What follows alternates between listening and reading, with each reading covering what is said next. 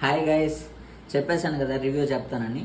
ఎలా ఉందో చెప్తున్నా. అంటే ఫుడ్ మాత్రం బాగుంది గైస్, తినొచ్చు. అంటే మంచిగానే క్వాలిటీగానే మెయింటైన్ చేస్తున్నారు. బాగుందన్నమాట. యాక్చువల్గా ఏం ప్రిజర్వేటివ్స్ ఏం కలపకుండా అప్పటికప్పుడే ప్రతిదీ అప్పటికప్పుడే తయారు చేసి అప్పటికప్పుడే సర్వ్ చేస్తారనమాట. కాబట్టి ఫుడ్ చాలా బాగుంది.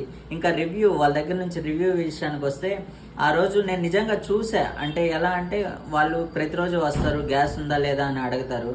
అడిగి ఉందంటే వాళ్ళకి హ్యాపీ అనమాట. లేదంటే వాళ్ళు ఏంటంటే ఈరోజు ఎలా చేయాలి, ఫుడ్ ఎలా చేయాలి, బయట తినాలంటే చాలా కాస్ట్ ఎక్కువ కదా, ఎలా అని ఆలోచిస్తూ పోతారనమాట. కాబట్టి అదొక ఆనందం అనమాట. అక్కడ గ్యాస్ ఉంది అంటే ఫుడ్ చేస్తారంటే మంచిగా అందరు తినొచ్చు కదా. కాబట్టి అక్కడ ప్రైజెస్ విషయానికి వస్తే, మార్నింగ్ ఇడ్లీ పొంగల్ చేస్తారు ఫ్రెండ్స్. ఇడ్లీ ఏంటంటే ₹1 అనమాట ఆమె చెప్పిన ప్రకారం. పొంగల్ అయితే ₹5 అనమాట. మధ్యాహ్నం టమాటా రైస్ కానీ పులిహోర కానీ అలాంటివి చేస్తారు. సాంబార్ రైస్ అదేంటంటే ఒక ప్లేటు ₹5 అనమాట. నైట్ అయితే 2 చపాతీస్ ₹3 అనమాట.